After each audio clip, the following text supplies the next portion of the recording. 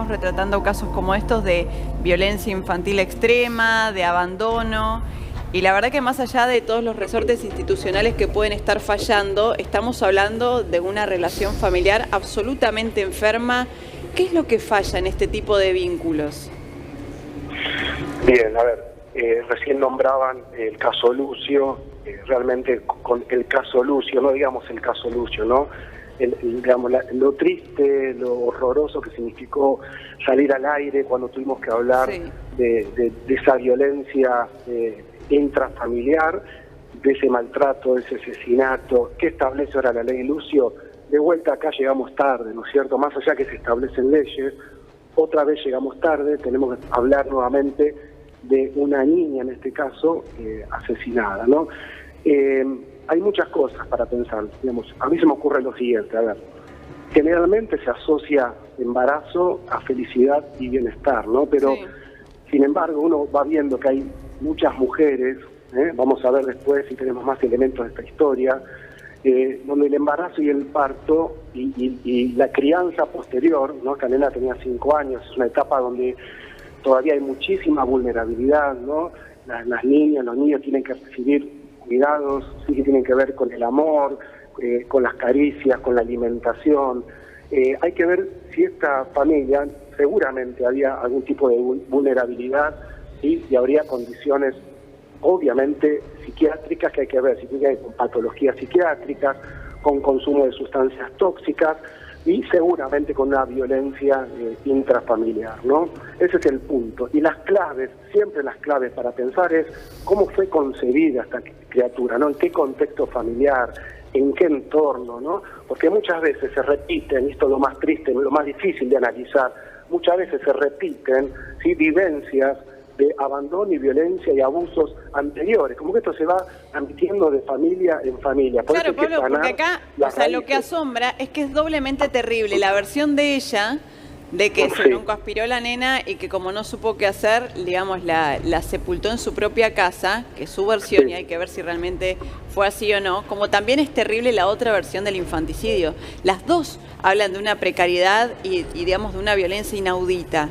Porque sepultar a tu hijo en tu casa, supongamos que tuvo un accidente, también es violento. Obvio. Lo que pasa, a mí lo que me genera, para mí es un misterio, ¿no? Pablo, yo quiero consultarte esto. Si el maltrato infantil, o ya la criminalidad extrema, como en este caso, digamos, es un indicador de un trastorno psiquiátrico o, digamos, es no poder ejercer la función materna o ejercerla de manera incorrecta, que es otra cosa. Me parece que son dos temas muy distintos. Sí, totalmente de acuerdo, Gustavo. Son dos líneas, ¿no? Hay una línea que tiene que ver con lo psiquiátrico, que puede estar asociado a un cuadro psicopatológico, ¿sí? Que termina en maltrato y violencia y asesinato. También puede estar asociado al consumo de sustancias tóxicas. Eso tendría que ver con el lado psicológico-psiquiátrico. Y el otro punto, que hay que decirlo, ¿no? Es que muchas mujeres no tienen deseo materno. Siempre se discute eso, no es innato, ¿no? No es que todas las mujeres tienen de manera innata con el deseo de ser madres. No, hay mujeres que terminan, ¿sí?, embarazadas, ¿sí?, producto de abusos, de maltratos, de no conciencia de situación. Entonces también hay que trabajar. Cuando hablamos de la ley Lucio, lo que establece que hay que capacitar a los médicos, a los docentes, a los funcionarios, ¿no?, que entren en contacto con niños y adolescentes para detectar a tiempo cuando hay una familia donde hay vulnerabilidades extremas, donde puede llegar a pasar lo que pasó, Pablo, paradójicamente con Milagros, ¿no? Yo te entiendo y te escucho lo que estás contando, pero a mí lo que me molesta, ¿sabés qué es? Hay patrones que se están repitiendo en todos estos casos. Claro. La situación en la que se vive intramuros, la violencia intrafamiliar y por último la muerte. Digo, ¿qué es lo que está fallando que no se puede prevenir esto? Claro, a ver, lo siguiente, siempre, digamos, uno tiene que pensar en cuadros, todos los que amamos, cuidamos a los seres que amamos, incluso en momentos de malestar, ¿no? En una familia donde hay un cuadro psicopatológico, como puede ser una depresión posparto, una discapacidad, ha habido casos de mamás o papás que por un cuadro de discapacidad también sin saber cómo cuidar a sus criaturas las maltratan y las matan, una psicosis, un trastorno alimenticio, hay un montón de variables que puede llevar a una mujer, ¿sí? Pero digo, para cerrar esta idea, el problema siempre es que no hay agentes de detección temprana, porque digamos la violencia empieza de manera sutil y va creciendo de intensidad. Está bien, pero ¿eso por qué? ¿Porque no se trabaja? ¿Por qué no hay detección temprana? Porque cada uno está en su burbuja y no tenemos la capacidad de observar. Los vecinos, las escuelas, la familia, cualquier persona que entra en contacto con una criatura, todas las criaturas, ayer también lo decíamos, ¿no? Cuando hablábamos de este chico que se intentó suicidar, toda criatura víctima de algún tipo de maltrato físico o sexual presenta signos y no son detectados. Y no solamente eso, perdón, ya voy, Chaca, y da señales también, Chaca. Sí, veo que se contempla en la psicología y en el psicoanálisis muchos agentes externos que van haciendo que la gente sea de tal manera, de tal forma y accione de forma aberrante, como lo que acaba de hacer esta asesina o presunta asesina, porque acaba de morir un chico. Y digo, la psicología y el psicoanálisis ¿contempla la maldad como un origen para cometer un homicidio? Porque veo que hay un montón de justificaciones. Se toman agentes externos. Si alguien nace malo, decís. Digo, porque es raro. Bueno, pero no es un agente externo. Hay gente mala y gente buena. Bueno, por eso yo digo, si ellos en el análisis lo pueden tomar así. Si no, no habría condenados. Porque se escuchan. No, pero me parece que Chaca va a que uno siempre habla desde el psicoanálisis que hay cosas que te pasaron en la vida que te volvieron así. Lo que Chaca dice, capaz que hay gente que nace mala. Y esto con respeto a Pablo, pero el psicoanalista poco respeto.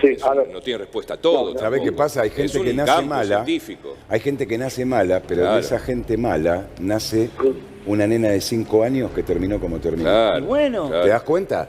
Y nadie se ocupó de la nena. Pablo. Vamos a aclarar esto, no. La gente no nace mala, la gente nace pura, los bebés son pureza total y crecen en contextos sociofamiliares que terminan siendo adversos y que transmiten formas violentas. Y a ver, Chaca, el psicoanálisis contempla la crueldad, ¿no? Al ser humano puede matar, violar, torturar. Esto es parte del entramado psicológico de seres que se construyen en sociedades que reproducen la violencia, ¿no? Entonces, y fíjate, igual son excepciones, ¿no? Porque la mayoría de la gente ama y cuida a sus criaturas. Entonces, incluso aquellos que han tenido un maltrato, porque hay gente que ha tenido un maltrato y no por eso anda maltratando por la vida.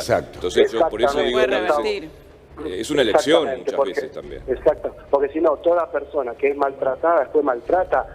No, hay 3 posibilidades. Una persona maltratada puede maltratar. Una persona maltratada puede seguir en contextos donde la maltraten y una persona maltratada puede sanar también. De esa pregunta también se desprende de lo que dijo recién Gustavo, que estuvo muy bien, es ¿por qué unas personas sí y por qué unas personas no? ¿Por qué si criamos a 2 personas en un mismo contexto, una puede terminar matando a un chico y otra puede terminar cuidándolo y amándolo? Y bueno, es la maravilla y la complejidad del ser humano. Los psicoanalistas, los que tenemos más una formación en psicoanálisis, decimos, es la singularidad. Todos somos diferentes y ante la misma situación respondemos de manera diferente. Te lo pongo un ejemplo bien simple. Miramos todos juntos la misma película y vamos a recortar partes distintas, porque ya tenemos un bagaje personal que nos hace proyectar e introyectar el mundo acorde a lo que vivimos. También, Pablo, perdón, quería preguntarte algo en particular acerca de la discapacidad, porque no me parece casual que de los 3 hijos que tenía, estamos hablando de que tenía sepultada a la hija discapacitada, ¿no? Con todo lo que eso conlleva. ¿Te ha tocado tratar con padres que no han sabido cómo acompañar a sus hijos con los problemas que han tenido, físicos, mentales? Eso es fundamental. Sí, vale, vos sabés que yo trabajé durante varios años acá en Zona Oeste, en Moreno, en una institución para personas con capacidades diferentes, y había mamás, por sobre todo mamás, que estaban muy presentes con sus hijas e hijos, y en general padres, ¿sí? En estos casos, ¿no? Los padres muchas veces se terminan corriendo porque no saben cómo tratar a sus hijos con discapacidad. Corriendo no, Pablo, te corrijo, los terminan abandonando. Sí, totalmente, perfecto. Los terminan abandonando. Te digo porque yo conozco casos. que me han tocado, que me han tocado incluso de cerca. Los terminan abandonando, y te digo más, y en algunos casos hasta ocultándolos.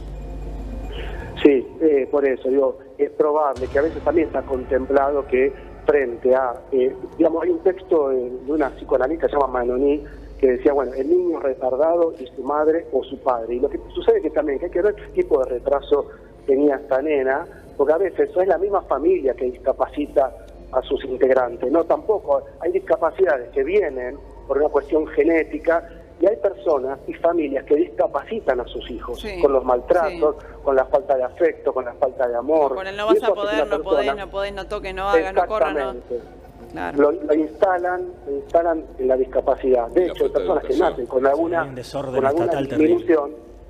A veces al revés, una persona nace con alguna disminución y el estímulo y el amor hacen que prontamente se recompongan. Ahora, volviendo al tema que vos planteabas al principio, Pablo, de las patas que tienen que estar todas en línea para poder prevenir estos casos. Acá hay una pata que no se cumplió, que fue que el padre denunció esto y nadie lo escuchó. Absolutamente nadie lo escuchó. Entonces, si no tenemos oreja para escuchar a alguien que va a hacer una denuncia tan grave, cuando se refiere incluso a los hijos, ¿qué nos queda?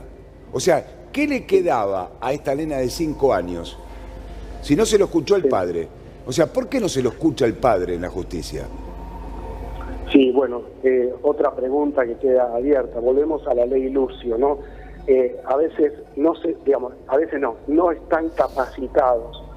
En general, los que tienen que tomar desde a veces ciertos sectores de las fuerzas de seguridad, ciertos sectores de las instituciones hospitalarias, el Estado mismo, a veces no creen o relativizan. Pasa con violencia de género también.